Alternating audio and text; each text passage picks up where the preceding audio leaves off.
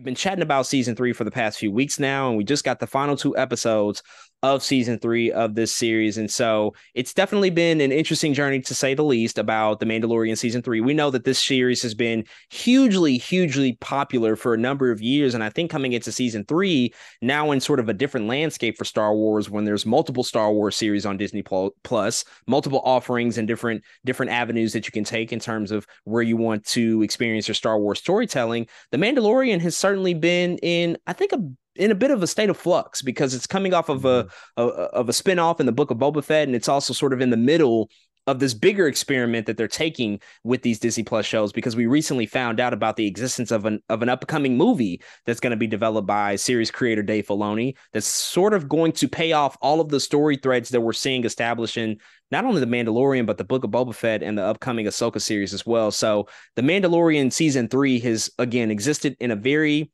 peculiar space, I think, at this particular point in time. But with the conclusion of this season and these final two episodes that have come out, before we dive into our specific thoughts and before we talk about some of the spoiler-filled details that occurred over these past couple of weeks, just want to pass it to you to get your overall thoughts and feelings about how they wrap things up with the season three of The Mandalorian. What were your overall thoughts just about where the story went and how they sort of concluded this season of The Mandalorian with the storytelling? I think there were a fine 2 episodes for me. You know, me and you had talked at length about the first 6 and how everything didn't work for us. There's some episodes in there like, I don't know what we're doing here, but I found myself enjoying these last 2 episodes. I think they do things that are interesting and very Star Wars like, in a couple of like shocking things as well, to kind of, I think, propel us into the future of what the Mandalorian looks like. So, man, I think overall, again, it was fine. I really like the last episode. I really like the finale, in what was going on there. But man, it was some action going down. Some things happened that we expected to happen. Some people showed up we expect to show up. But I think I just enjoyed it for what it was. It felt like Star Wars to me, and it felt like the Mandalorian had become, I think, something bigger than what, again, we originally set out, when what the original episode 1 was at the beginning of season 1. Now I was like, dang, we're really here with the Mandalorian. It means something completely different. So I enjoyed it, man. I thought they kind of bounced back from some of those weird episodes in there, or some of those weird story choices that were in there. But yeah, I liked it. I ended somewhat satisfied by the last 2 episodes. I still have to kind of process, I think, the season as a whole, because it was so fragmented to me, because it was so weird. But I think if you take those last 2 episodes and just make them their own thing, turn it into your own hour 30 special, I think it's really enjoyable, and I enjoyed myself. Yeah, season three has certainly been disjointed, and I think you can find worse episodes in the season than these most recent two. I did like certain elements of these final two episodes. I think from a action set piece standpoint, they were phenomenal. This was some of the best action that we've ever gotten in any of the Mandalorian episodes. You can tell that the budget has certainly been Mm-hmm. increased. The bag has been opened for this show twofold, I think, by Disney. It looks the part and could play on a big screen. I would dare say it was incredible looking action, and certainly some moments of thrills and excitement that were nice to see, and some arcs that have had an element, or I guess a sort of an idea of conclusiveness, a nature of conclusiveness to them. But there are still some things that I'm a little unsatisfied by. There are some lingering threads Mm-hmm. that weren't really wrapped up. Some things that were revisited or opened up in earlier episodes that never really fully got paid off. So they're just kind of out there as these sort of unsolved mysteries, I guess, within the larger context of this show. But it was a solid ending. I think that I wouldn't necessarily say that they stuck the landing. I wouldn't go that far, because that's kind of giving them a lot of credit for tying up everything. But I think that they had a moderately smooth landing to really closing out this Mm-hmm. particular era of storytelling for the Mandalorian. Again, some really, really cool moments, some really cool action that we saw, and just like a larger than life presence of just like the Mandalorians within this larger Star Wars universe. I mean, we saw them in ways in these most recent two episodes that we've never seen them before, and that was cool. There was certain stuff I liked about that, but I think other things, as it relates to the larger conflict at play, the villains and antagonists in this show, and just also the focal point of what the show has been over the past 7 or 8 weeks, has just kind of left me a little bit. It's just left me wanting more across the board. And I think that by the end of season 3, I don't know how much movement that we've taken with certain characters, and that kind of leaves me. That just leaves me quite scratching my head about just the future of like what's going to happen with our main characters and just how are they going to play an important role Mm-hmm. in the future seasons of this particular show and maybe even the movie when that comes around. So not perfect, solid overall, but I think that there was definitely some room for improvement. But let's talk about some of these Yeah. specifics, and we should start with episode 7 of season 3, which was entitled "Despised." And we finally got the appearance of Moff Gideon, played by Giancarlo Esposito, in the show. He's been really the big bad of The Mandalorian for 3 seasons now. And we finally got his reemergence. And we also got the appearance of this shadow council that's made up of a group of imperial warlords almost that are operating Mm-hmm. behind the scenes. They're making moves and maneuvers that are pretty much largely unknown to the public eye. They are working deep undercover, and we get this opening sequence where Moff Gideon is talking to them about his reinforcements and what he's trying to do in terms of eliminating the Mandalorians. But then we also get some nods to maybe future implications of incoming conflicts, most notably with Grand Admiral Thrawn. His name, gets name dropped here in this opening sequence, which I think certainly points to the future of what Yes. we might see in Ahsoka and maybe even that movie that they're working on. But what were your thoughts just about not only seeing Moff Gideon again, but also just like the bigger implications that there's this shadow council, there's this larger group sort of pulling the strings and really, Mm-hmm. sort of maneuvering behind the scenes to keep the empire alive, essentially, because that's what they're doing. They're doing this really all in service of the memory of the empire, because we know the empire is collapsed really at the end of the events of Return of the Jedi, but they are carrying forth the work, and it's certainly going to lead into the events of the sequel trilogy. But what are your thoughts just about those connective pieces that they tried to make between those two sagas? Yeah, I think, it up until this point, when we deal with a lot of the Star Wars content we've ingested, we've always been dealing with the power of two, right? When it comes to the Sith and the dark side and the Empire, we're so used to, again, that rule of two, Palpatine and Darth Vader and all kind of people, right? Dooku and Asajj Ventress extends, I think it's interesting coming into here where there's a council. And I was like, wait a second, we don't really operate this way in Star Wars a lot, right? Like, sure, there are always other players at part between your gun raids and all these other people, but we never really seen the Empire really act as like a council like this. And so when I seen Moff Gideon kind of talking to this council, I was like, I kind of like this because not only does this mean, of course, they're a larger threat, but each of these people on this council could have some kind of tie to a different piece of the universe that somebody can talk about at some point in time, right? You can say, oh, this person is part of this council. Well, maybe let's go tell their story. Or maybe there's somebody who is part of the resistance in their part of the world or of the galaxy, right?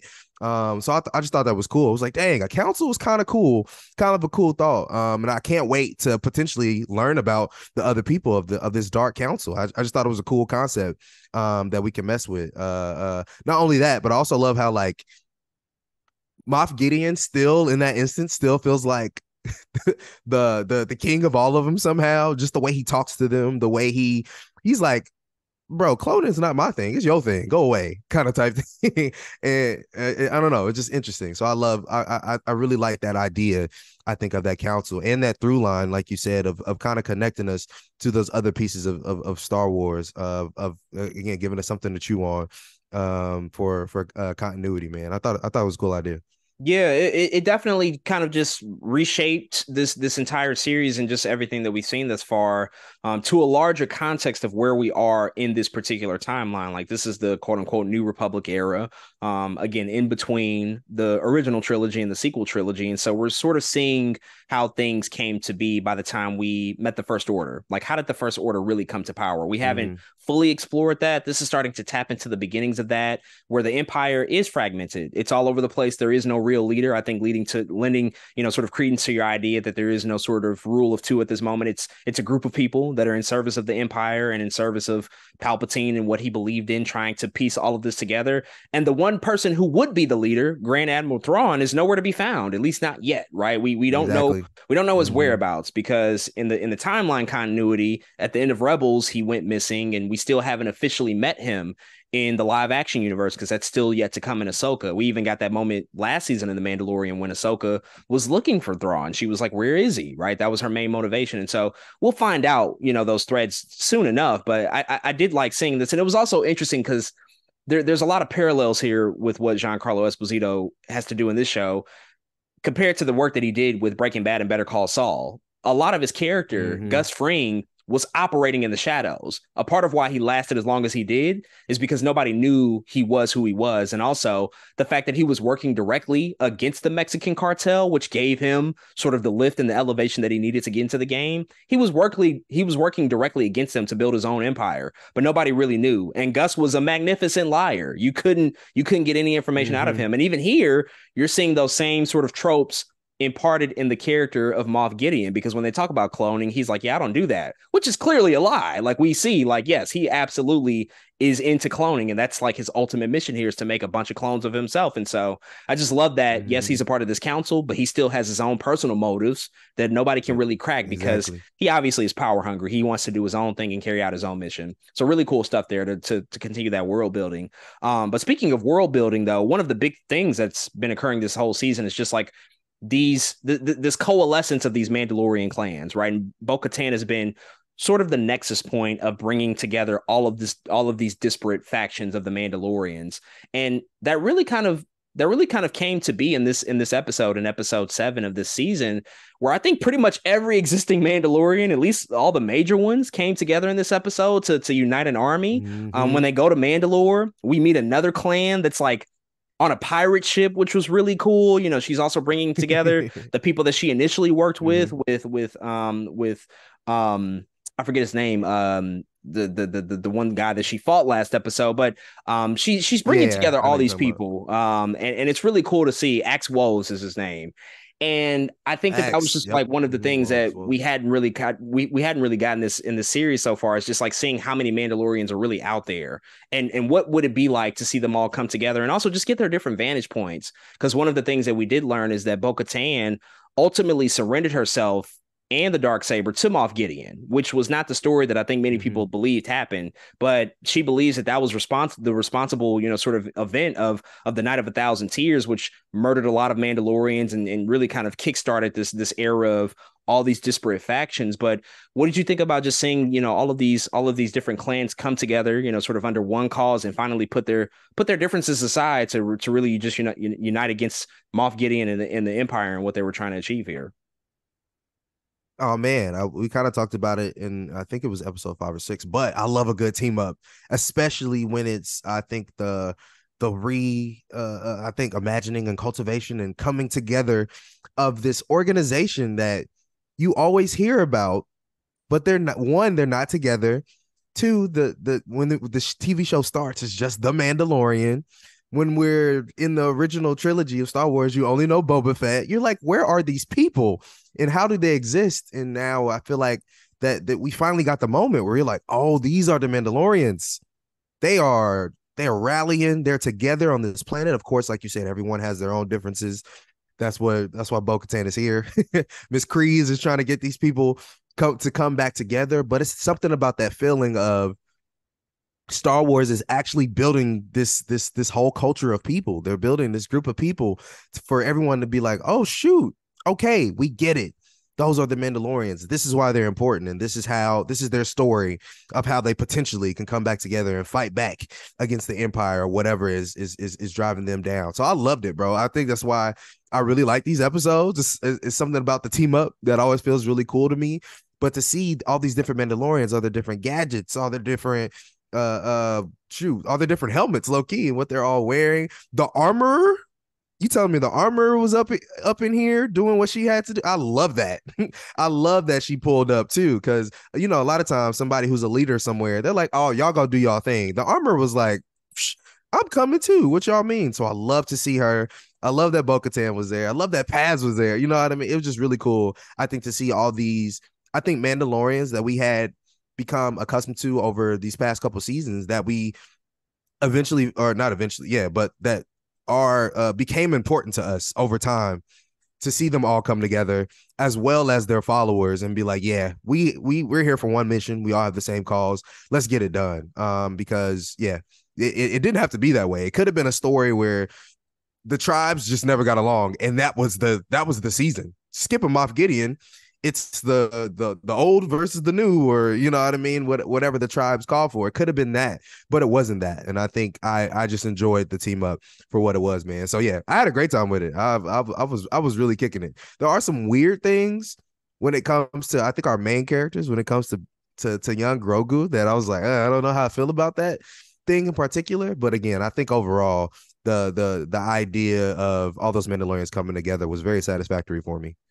Yeah, it's a bit of a trade-off, I think, for me, because I have to commend them for deepening and enriching just the existence of this culture of the Mandalorians, which is something I wanted to see at the top of the show. I just wanted to learn more about what they meant to this universe, how many of them were there, where are they, like what are the pain points between these different factions, like why don't they get along? So the fact that we can start to get to those places and have those conversations, like the moment where everybody just sits down and is just talking, before the big battle, that's a good moment. That's a really cool moment because you get to see perspective and you get to see where people are. And of course we again get the revelation of everything that went down between Bo-Katan and Moff Gideon and how he betrayed her. All that stuff was really well done.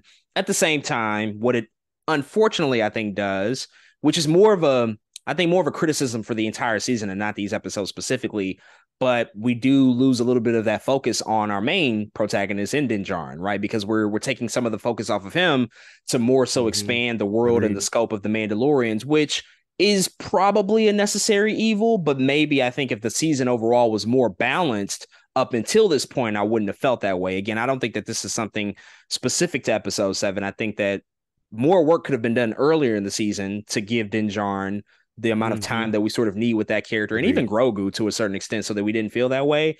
But by the end of this, it's like, wow, he's really in the background now. Like he's just like along for the ride. He's a part of the army, and that's fine to a certain extent, but he's still the main character, right? And so I think that's one of the things that kind of played against it. But overall, still a really cool visual. Dope as hell to just see all these different armors and helmets and cultures and just all that stuff to come together on screen was a really, really dope visual.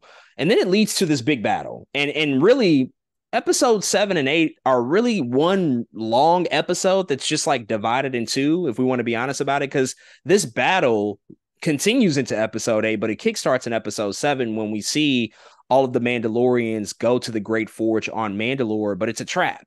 These Imperial stormtroopers are already there. Moff Gideon is already sort of enacting his plan, and they have Beskar enhanced armor, so they're damn near indestructible. And we just get this big opening battle taking place in the Great Forge, which again looked spectacular. Just the execution of it was incredible.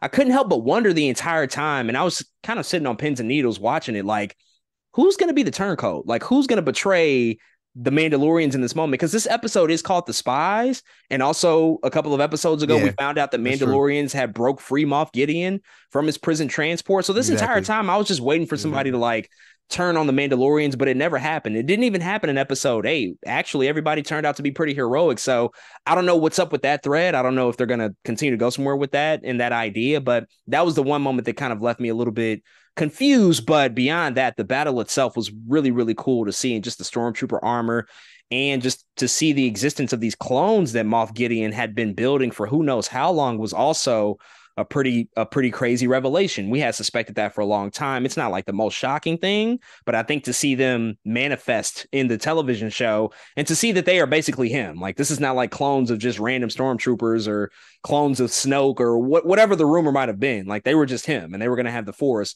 All crazy stuff to see. So how did you just sort of like take all of those different moments that were happening between the battle and just, even Paz Vizsla sacrificing himself at the end so that everybody else could escape to the revealed clones, and just, Moff Gideon's ultimate plan there?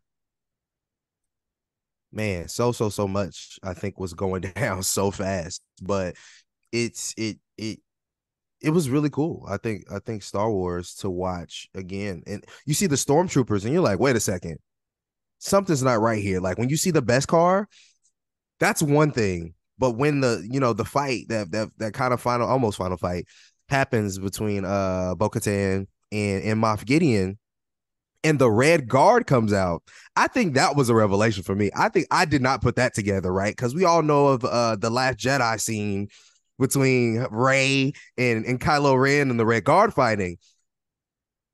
it was like a ding moment for me when they came out. Like, oh, they're wearing Beskar armor. Wow. Now that's how you make a yeah. That's some nerdy Star Wars stuff right there. You're like, oh, okay, that's what's going down. I really love that moment. I thought that was really cool. Speaking of Paz, real quick, man. What a warrior. What a guy. He took I wish we had like a body count for Paz though. Like the dude was taking out between that episode and the pirate episode, the dude had to take out like 80 something people, bro. Like it's kind of crazy. Like he's the only person with like this blaster machine gun thing, and he is just he's going crazy the entire time. And yeah, man, it's just really sad because Paz was a beast, man. And I think what makes it even more sad is he had a whole son, and I think that's what made it like, do you have to be the sacrifice here? You're the one who has a kid. You know what I'm saying? I was like, dang, come on, man. It doesn't have to be Paz, but I do like the idea that there was a consequence there. There was somebody who had to stay back and stop everybody. It's always important, I think, to have that consequence. So I'm glad. I think I felt that sadness because I think it added a layer, I think, to that moment that I needed, man. But I love how demented Moff Gideon is with his own clones.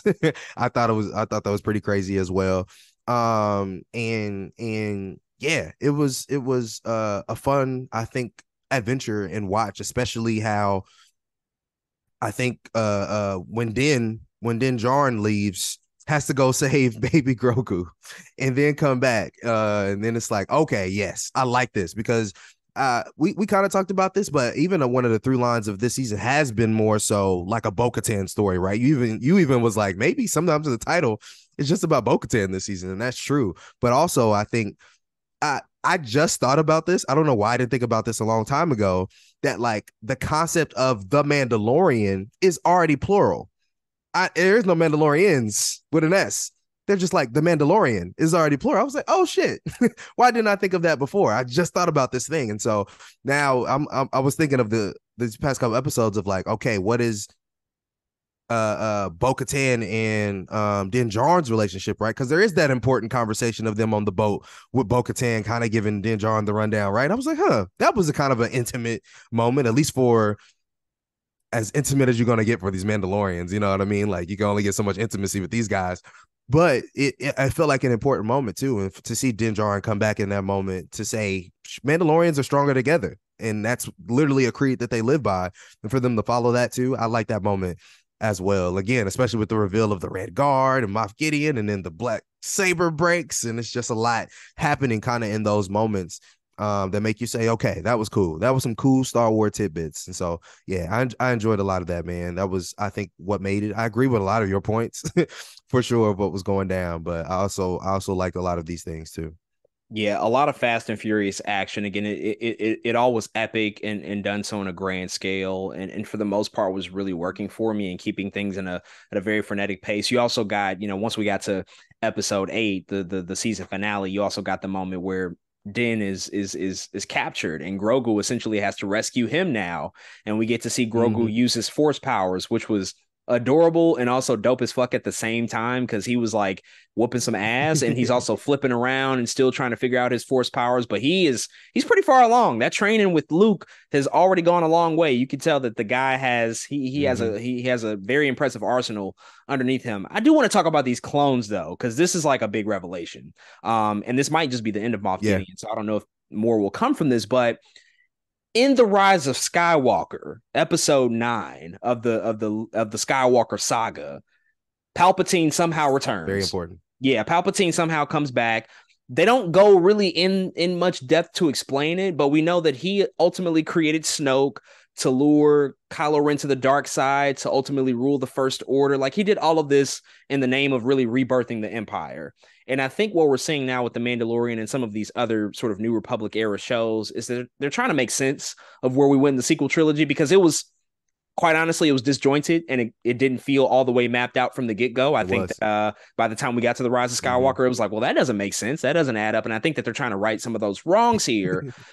So with Moff Gideon creating clones, I don't know how much of that we're supposed to take to the bank in terms of of that influence that might be imparted upon what Palpatine ultimately does. We don't get any sort of acknowledgments or nods to Palpatine here. We don't know if there's any connective tissue, but even the doctor from earlier in the season, when we had that bottle episode in episode 3, he's sort of off, nowhere to be found. We really didn't get that storyline wrapped up. The scientists who practice cloning, right? Like they didn't really take that anywhere beyond that Right. specific episode. So I'm just kind of curious, and this is like almost pure speculation territory, but how much of this cloning that was focused on in this episode and really the Mandalorian up until this point, how much of that do you think influences the stuff that we saw happen in The Rise of Skywalker and ultimately what Palpatine was able to achieve by the time we got to episode 9?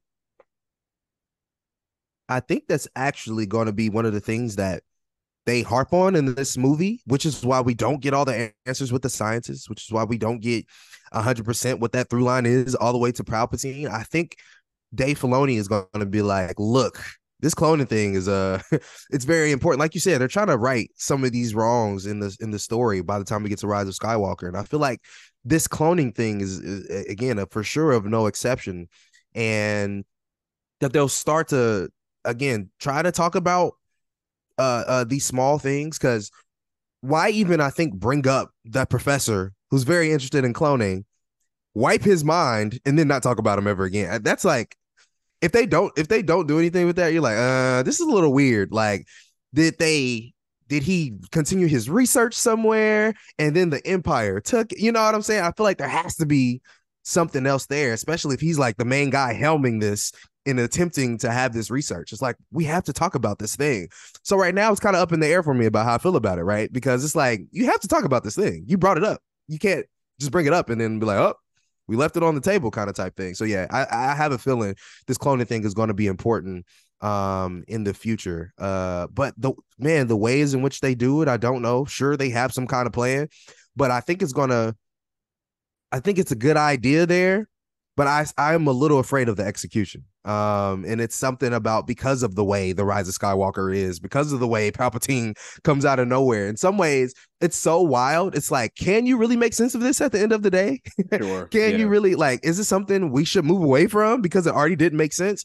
Or there's the other side to me, though, where it's like, this is Dave Filoni. He might have found some way or something to be like, okay, this might make sense a little bit. And I think if it is the latter, and Dave Filoni has found something to kind of bring us back to be like, okay, it's not perfect, but still a little believable, I could be on that train. And so that is my hope now. Now that's what I'm looking forward to. I'm like, okay, they have to have something. A movie is coming. This cloning thing is a topic of conversation. Snoke, Rey. This is almost just important for Palpatine as it is for Rey's story now too, right? It's like, Rey, who even are you? Where'd you come about? And so I think they're going to try to right some of those wrongs or fix some of those holes in that story that we have to talk about. So yeah, right now I'm not 100% sold. It could still, at the end of the day, I could be like, yeah, that doesn't work for me. But I have a little bit of hope because it's Dave Filoni in what might happen. So yeah, I don't know yet. I don't know. Yeah, because the implementation of that story in The Rise of Skywalker felt like sort of a half-assed idea to begin with. So you almost have to do more Very work. half. You have to do more work Mm-hmm. now to make it all make sense. And you want them to reconcile that. And they've done that before. I think we've seen them sort of go back and not necessarily retcon certain things, but just enriching them, make them better, make them make more sense. And so that is the hope.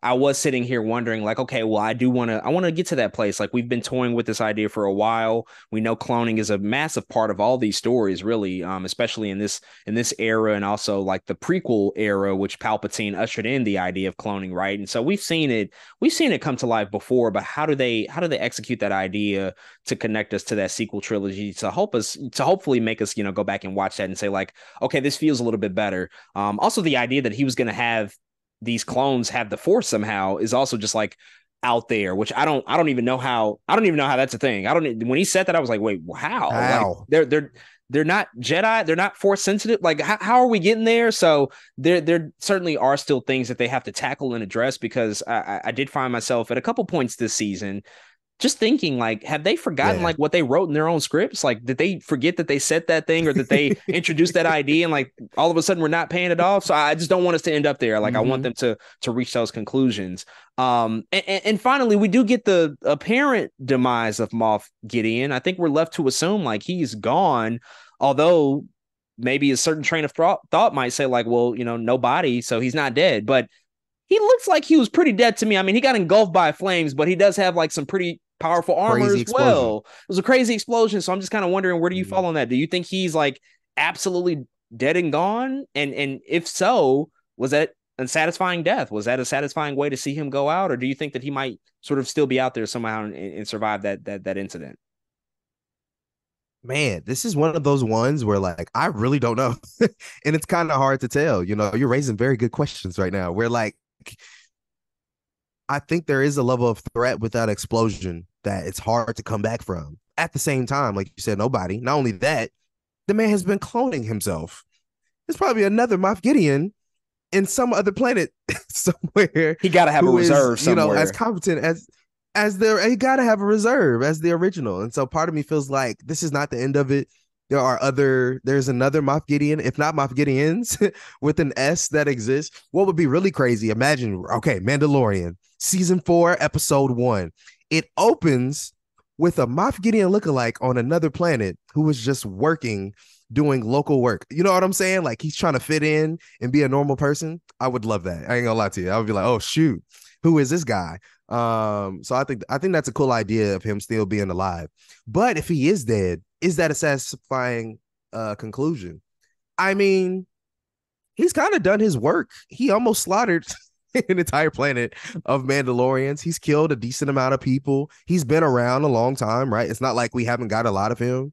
So I don't know. I don't know if it's a satisfying conclusion because I can see a world where he still exists and he's still alive. I also see a world though where maybe they have another protagonist in their minds, right? We see there's a whole council of these people. I could see we know Thrawn is coming. You know what I'm saying? I could see another world where they're like, okay, maybe this Moff Gideon chapter has closed.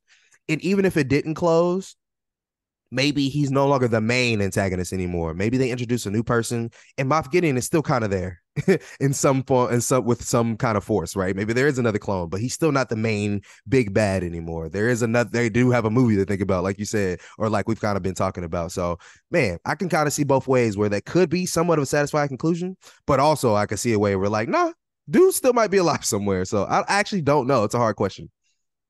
If he actually died in that fight, then I think that was such a whack way to go out. It would be so Mm-hmm. unsatisfying to me because he's been a pretty decent villain. I mean, when you have a big bad be the overarching villain for multiple seasons and he goes out in the way that he did in that particular episode, I was just That's sitting there true. like, nah, son, this can't be it. Like, if this is it, that was weak as fuck.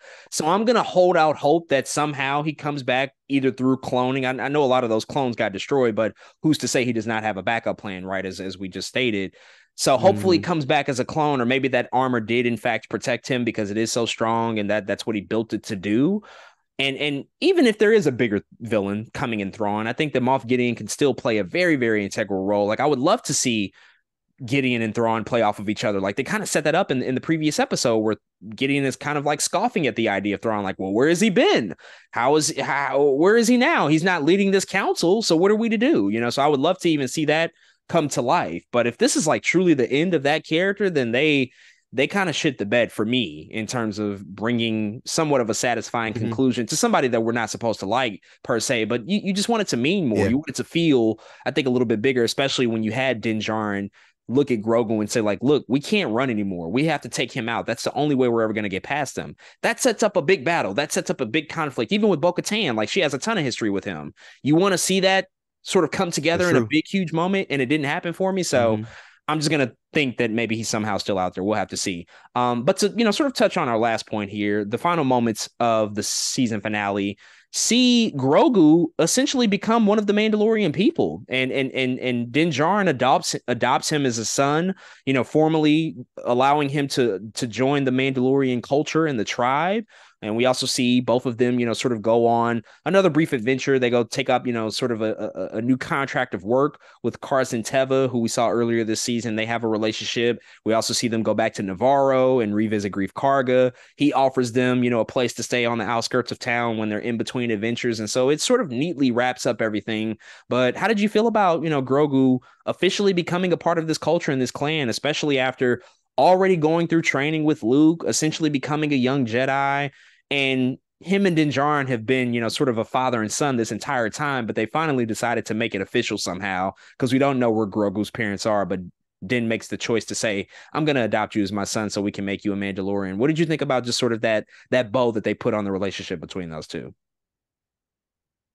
Yeah, one of the confusing things for me, I think, was the naming convention. I don't really understand completely how that works because it doesn't seem like it worked like that with some of the other Mandalorians, I think, where he just adopted Din. I was like, wait, is that how that works? I don't know. I think there's something there I just don't understand. Maybe they'll explain it somewhere later down the line. But I think in a property, right, in Star Wars where titles and family is so important, this was like this is almost like a wink, like, hey guys, this is Star Wars, and he gives him his name, kind of type thing. He said he adopts him as a foundling, or he adopts him as his own son. And I think it's interesting, man. I think it ties them together even more. They've been together so long at this point, and it's funny that we called him the child. We called Grogu the child for a long time before we even knew his name, or everybody called him Baby Yoda.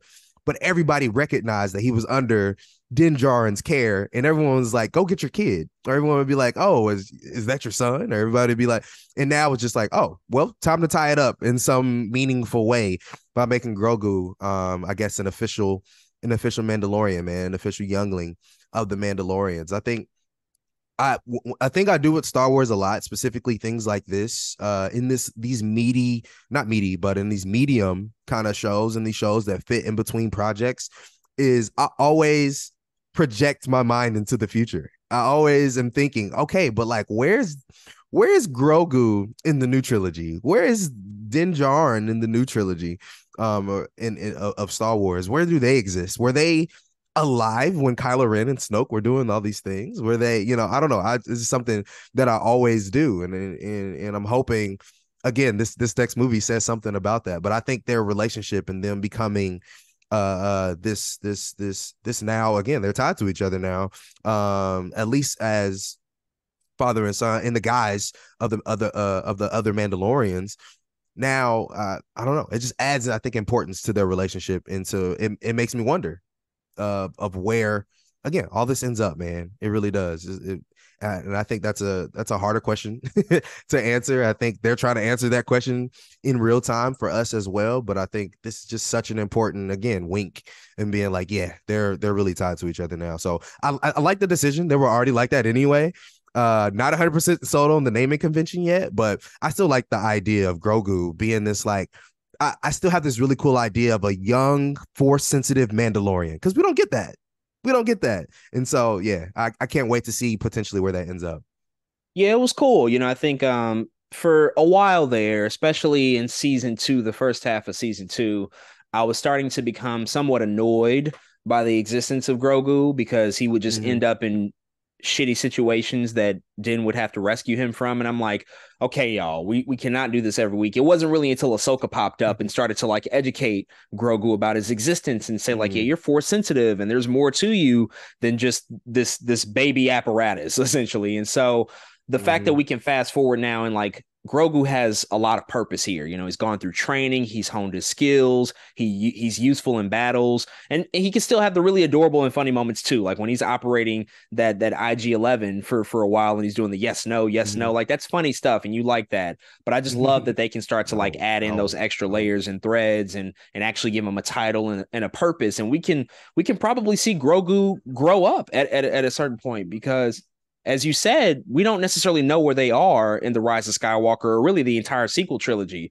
So who's to say that Grogu isn't somewhere operating behind the scenes? Who's to say that Grogu couldn't have a presence in one of these future movies, especially if it takes place after the Rise of Skywalker? So I really like seeing that stuff come to light, and just, him sort of being accepted into a clan and a culture, especially coming off of that flashback where we saw he had to escape Order 66, and so we don't really know where his family is. So it was overall pretty good, solid ending for that particular character. But wrapping up here, just want to get your overall thoughts about season 3. How did things land for you? I know you say you're still sort of grappling with how you feel about the season as a whole, but just at the place we're at now with the Mandalorian as a show, and also, as we have been alluding to, the future of this particular era of Star Wars and where it may go. We now know the existence of this movie by Dave Filoni. We know Ahsoka is around the corner. We know that some of these threads are all going to start coming together in somewhat of a crossover event. It's almost like, I don't even know what to call it. Mandalorians assemble, Star Wars assemble. It's like Avengers that we'll ultimately see, right, in a few years here. But what are your overall thoughts about season 3, and just how are you feeling about the future, and just, your optimism or possible skepticism with where things might go in the next few years?